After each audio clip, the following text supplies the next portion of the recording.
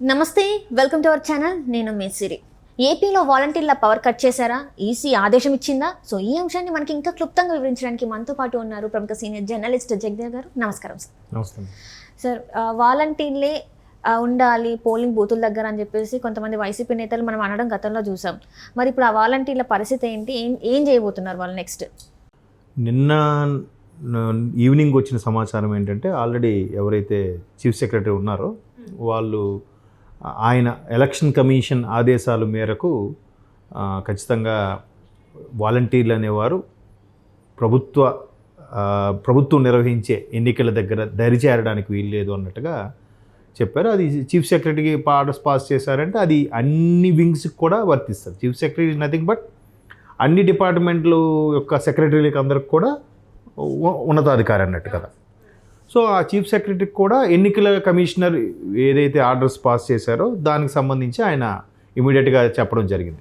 ఇంకా ఎన్నికల ముందు కాబట్టి ఒకవేళ చీఫ్ సెక్రటరీ, డీజీపీ లాంటి వ్యక్తులు వాళ్ళకి తెలియకుండానే లేదంటే వాళ్ళు కొన్ని రకాల పరిస్థితుల వల్ల ప్రభుత్వం వైపు మాట్లాడేలాగా ఉన్నా కూడా ఇంక ఎన్నికల ముందు కాబట్టి ఇంకెవరిని లెక్క చేయకూడదు కూడా. ఆ స్థాయి వ్యక్తులు వాళ్ళు ఎప్పుడూ స్వతంత్రంగానే ఉండాలి.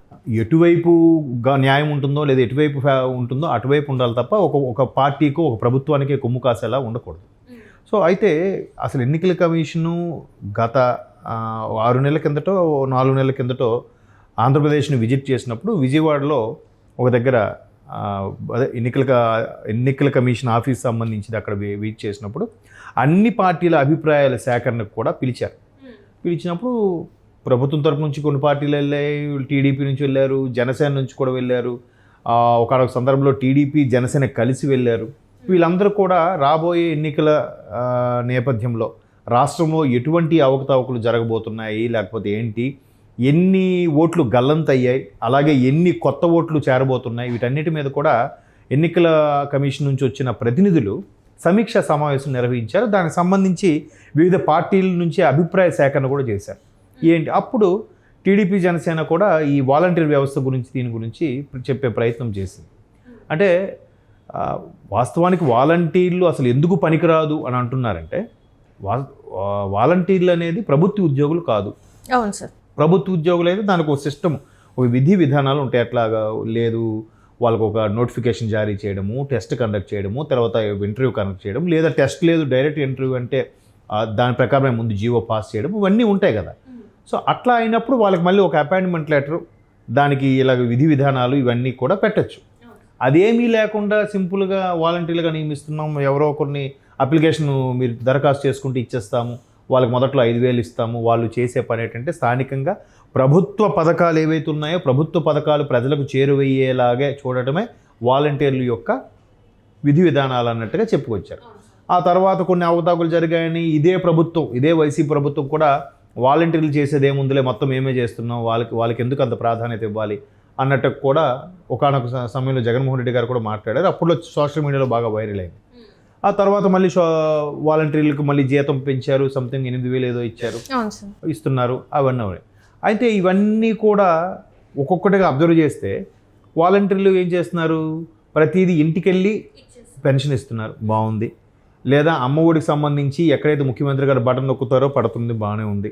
బట్ వాలంటీర్లు అనేవారు పర్టికులర్గా ప్రభుత్వంలో ఉన్న పార్టీకి కొమ్ము కాసేలాగా వ్యవహరిస్తున్నారని ఎన్నికల కమిషన్ ముందు ప్రతిపక్ష పార్టీలు వివరించి చెప్పాయి. అంటే ఫర్ ఎగ్జాంపుల్ ఆ వార్డులో ఎవరో ఒకరు చనిపోయారు, ఏదో జరిగింది. అప్పుడు టీడీపీ వాళ్ళు కానీ జనసేన కానీ వెళ్ళి పరామర్శకు వెళ్ళారనుకోండి, వెంటనే వాళ్ళు వెళ్ళిపోయిన తర్వాత వాలంటీర్ ఎందుకు వాళ్ళు మీ ఇంటికి వచ్చారు, ఈ ప్రభుత్వ పథకాలన్నీ మీరు వైసీపీ వాళ్ళు అనుకుని మీకు అవన్నీ ఇస్తున్నాం, లేదంటే చెప్పండి మీ లిస్టులో మీ పేరు తీసేస్తాం, మీకు ఇవ్వము అని చెప్పడం. అక్కడికి వెళ్ళి ప్రభుత్వానికి ఏం చెప్తున్నారు, పలానా వ్యక్తి ఇంటికి టీడీపీ వాళ్ళు వచ్చారు, వాళ్ళు చూసుకోండి, వాళ్ళ పార్టీ వైపు మొగ్గు చూపుతారేమో అన్నట్టుగా ఒక గూఢాచార వ్యవస్థలాగా కూడా నడిపించారు వాలంటీర్ల ద్వారా అని ఒక అభియోగం ఉంది. సో ఇవన్నిటిని కూడా ఎన్నికల కమిషన్ దృష్టికి తీసుకెళ్ళడం జరిగింది. ముఖ్యంగా చంద్రబాబు నాయుడు గారు అయితే ఆల్రెడీ 40 ఏళ్ళుగా రాజకీయ జీవిత చరిత్ర ఉన్న వ్యక్తి కాబట్టి, ఒక 3 సార్లు ముఖ్యమంత్రిగా 14 ఏళ్ళు చేసిన వ్యక్తి.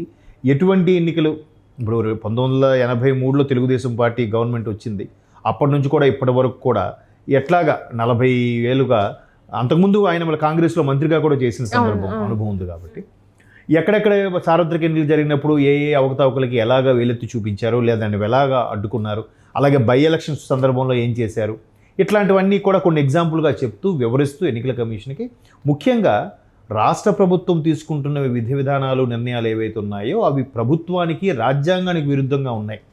భారతదేశంలో ఎన్నికల నిర్వహణ వ్యవస్థ అనేది ఒక రాజ్యాంగంగా నడవాలి, దానికి ఎన్ని హక్కులు ఉన్నాయి, దాన్ని ఎలా చేయొచ్చు. గతంలో ఆంధ్రప్రదేశ్ ఎన్నికల కమిషనర్గా నిమ్మగడ్డ గారు ఉన్నప్పుడు కూడా ప్రభుత్వం అతని మీద ఎటువంటి బురద జల్లే ప్రయత్నం చేసింది, దానికి మీరు మీకు కూడా అపీల్ చేసి చెప్పడం కూడా జరిగింది. ఈ ఎగ్జాంపుల్స్ అన్నీ వివరించారు.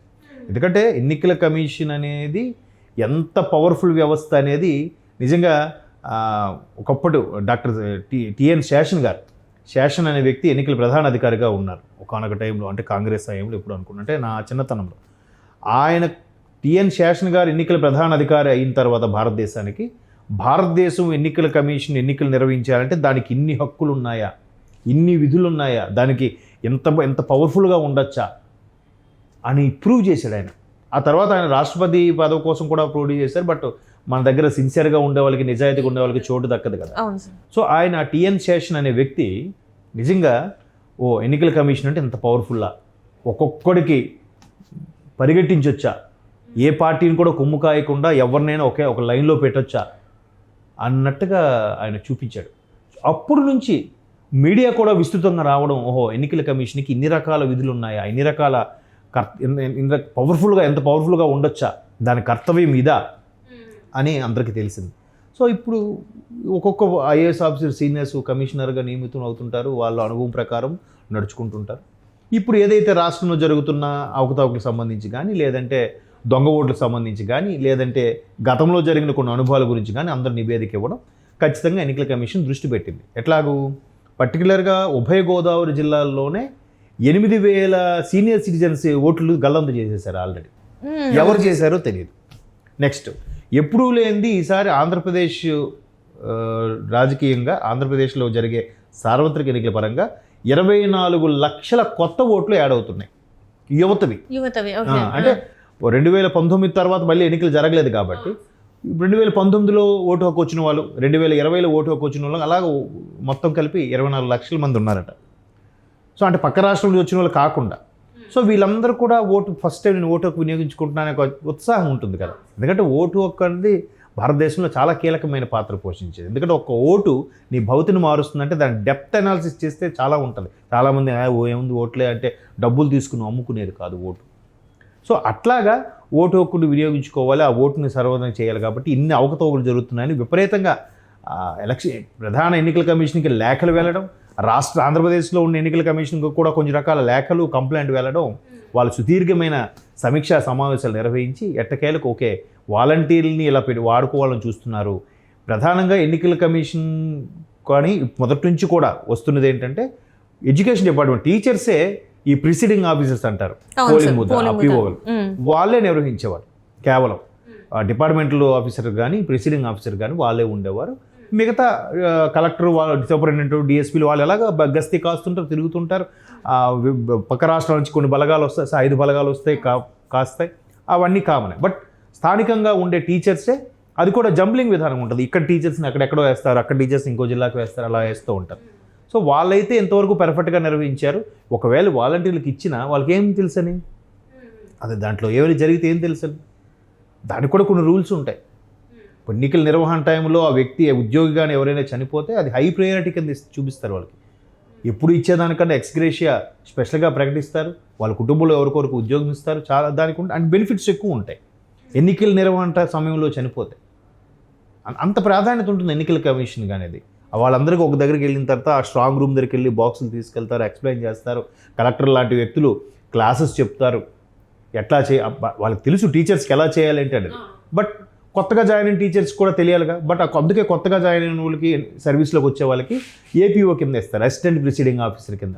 అంటే ఈ ఇంక్యూటేట్ నుంచి, ఓటు వెరిఫై నుంచి, ఆ లోపలికి వెళ్ళేదాని నుంచి, టిక్ మార్క్ పెట్టేదాన్ని అన్నీ కూడా. సో అందుకు టీచర్స్కే మళ్ళీ పట్టం కట్టేలాగా, వాలంటీర్లకి చెక్ పెట్టేలాగా సిఎస్ గారి ద్వారానే ఇప్పించారంటే ఎన్నికల కమిషన్ పవర్ ఏంటో మనకు అర్థమవుతుంది.